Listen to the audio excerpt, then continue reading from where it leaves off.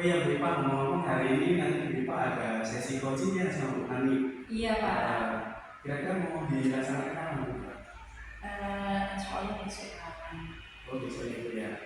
Oke, oke Bu, di sini saya bertugas untuk mengamati ataupun mengobservasi nanti Ibu sama Ibu Nani. Nah, kehadiran saya di sini memberi support kepada Ibu terhadap sesi coaching dan mengamati apa yang Ibu nanti lakukan. Nah, sebelum Ibu melakukan coaching, di sini saya akan menjelaskan terkait masalah rubrik penilaiannya itu ya. Yang pertama itu sudah sesuai atau belum dari alur ceritanya. Nah, alur cerita ini yang pertama kan pasti kita udah tahu ada empat. Yang pertama ada tujuan, kemudian identifikasi, kemudian ada rencana aksi, dan yang terakhir ada bertanggung jawab. Selain ada alur kita juga ada beberapa kompetensi sesuai dengan prinsip-prinsip kompetensi di coaching Ibu. Yang pertama yang pasti Ibu juga menjalin hubungan seperti kemitraan. Kemudian Ibu juga saat coaching juga pasti akan menggali potensi-potensi apa saja supaya coach ini potensinya bisa keluar dan kreatif terkait dengan permasalahan yang dia hadapi. Selanjutnya yang perlu Ibu perhatikan dari prinsip tersebut yang pertama adalah kehadiran penuh atau yang biasa disebut dengan passion. Kemudian dari passion tersebut Ibu bisa mengajukan pertanyaan-pertanyaan. Nah, dari pertanyaan itu Ibu mendengar secara rasa.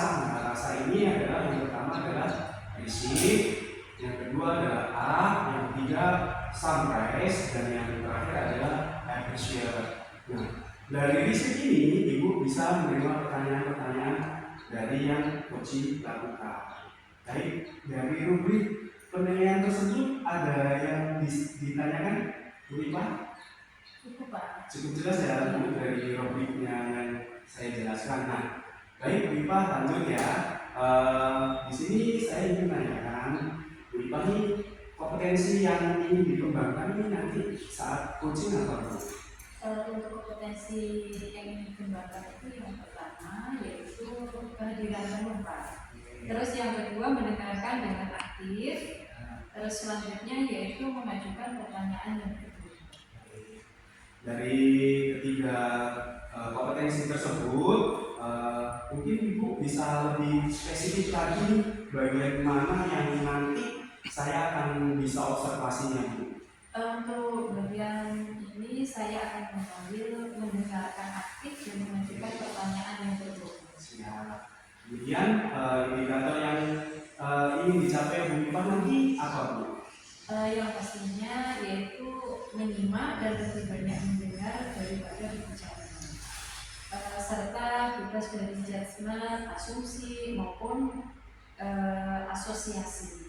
Selanjutnya bisa mengajukan pertanyaan yang sifatnya terbuka, yaitu pertanyaan dari si coaching tersebut. Baik, Bu Ipa, di sini saya cukupkan dari yang saya jelaskan dari rubrik penilaian dan dari kompetensi dan yang ingin Ibu kembangkan. Selanjutnya Ibu saya persilahkan untuk sesi coachingnya sama Bu Nani ya Bu Ipa. Iya Pak. Oke.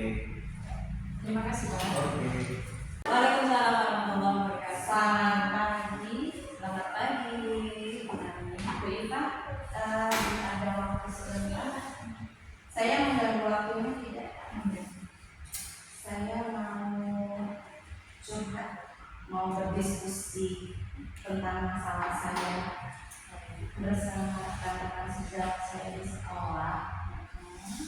Itu intinya tuh di sekolah saya itu masih ada seperti jenjang junioritas dan senioritas begitu loh. Jadi saya itu tuh dan di situ posisi saya itu termasuk yang junior begitu. Jadi ketika saya mau mengembangkan praktik baik atau mau berkolaborasi dengan rekan sejawat yang lebih senior itu saya mendapatkan kesulitan.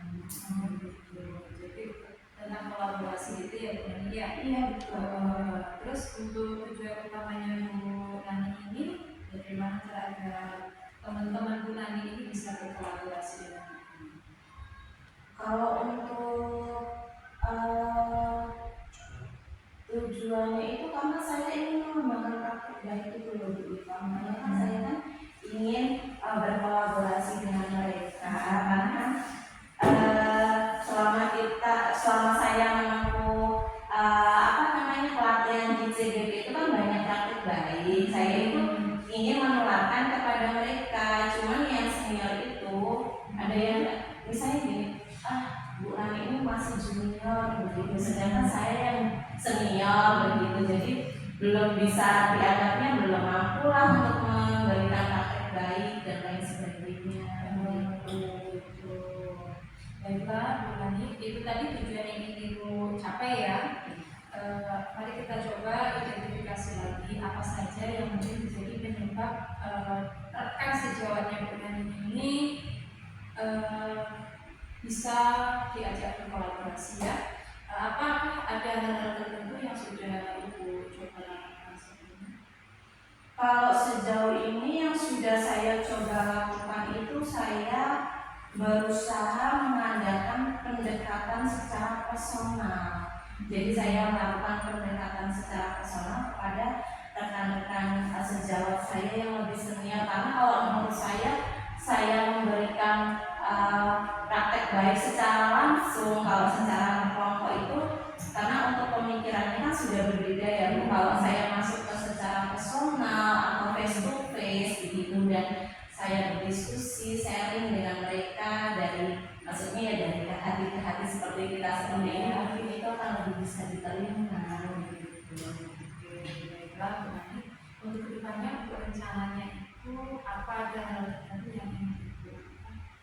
Kalau untuk rencananya ke depan mungkin setelah kegiatan sharing atau pemahaman pendekatan secara personal ini, mungkin saya nanti akan mengadakan pertemuan secara kelompok kecil dulu Ibu di situ. Jadi saya akan masuk perlahan tapi dengan kelompok skala yang kecil dulu, mungkin dengan jenjang per kelas dulu, dari kelas bawah dulu, nanti dengan kelas atas dulu gitu. Mungkin saya berbagi praktik dengan cara seperti itu dulu.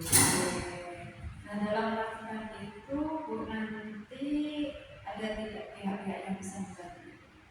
Kalau pihak yang saya harapkan bisa membantu itu sepenuhnya saya mengharapkan dukungan penuh dari kepala sekolah, karena bagaimanapun kepala sekolah itu kan perannya sangat penting sekali, dan memang sejauh ini ibu kepala sekolah itu perannya sangat-sangat baik. Beliau tidak memberatkan, tidak memihak salah satu guru, tidak pernah melarang kegiatan guru-guru yang ada di sekolah begitu. Jadi dukungan penuh itu saya harapkan dari kepala sekolah, kemudian pihak-pihak sekolah yang terkait, mungkin dari komite sekolah juga bisa, dari wali murid juga bisa, ketika nanti saya ingin menyerahkan praktek baik dan berkolaborasi dengan mereka.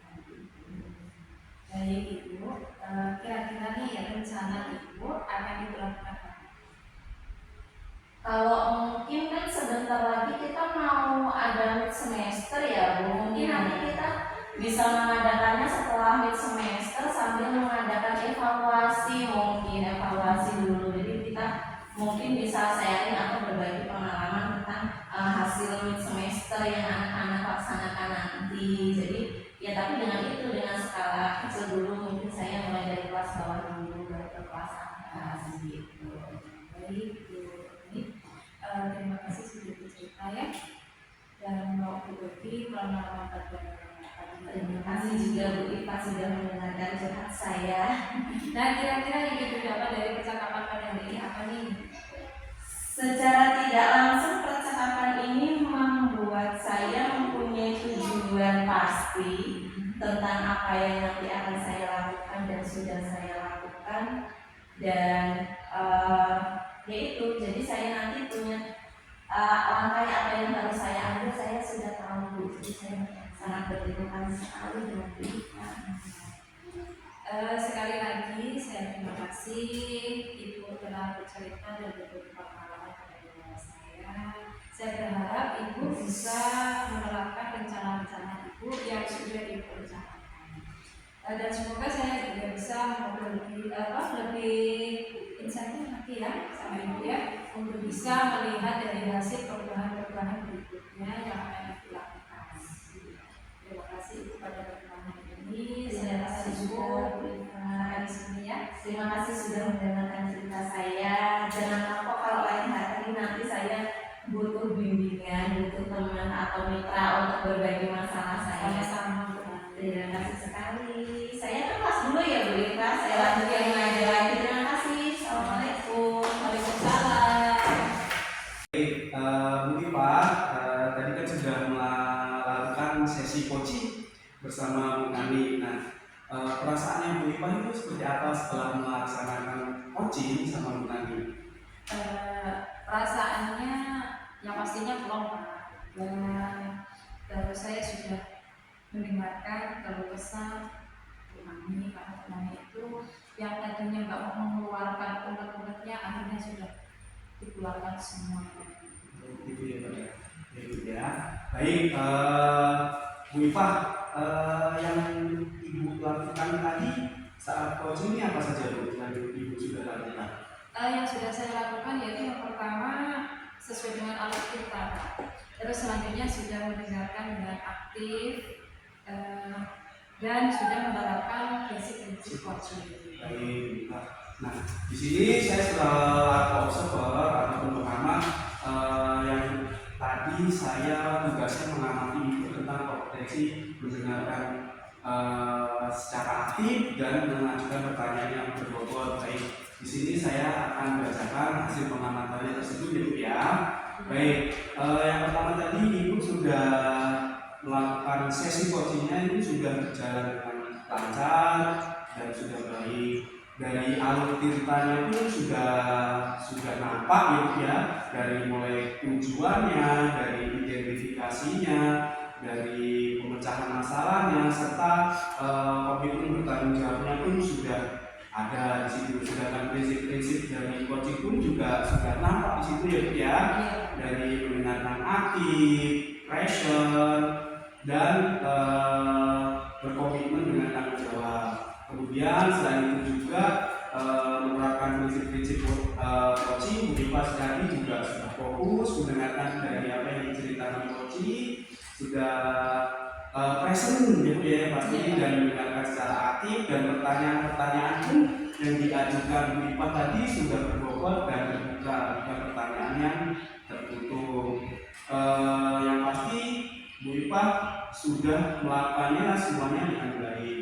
Baik, dari yang sudah Ibu lakukan coaching tadi, kompetensi apa saja sih yang Ibu ingin kembangkan? Yang ingin saya kembangkan itu ya terus berlatih lebih intensif Pak, terus mendengarkan secara aktif dan efektif, sehingga coaching mampu mengeluarkan semua kompetensinya. Baik, Pak.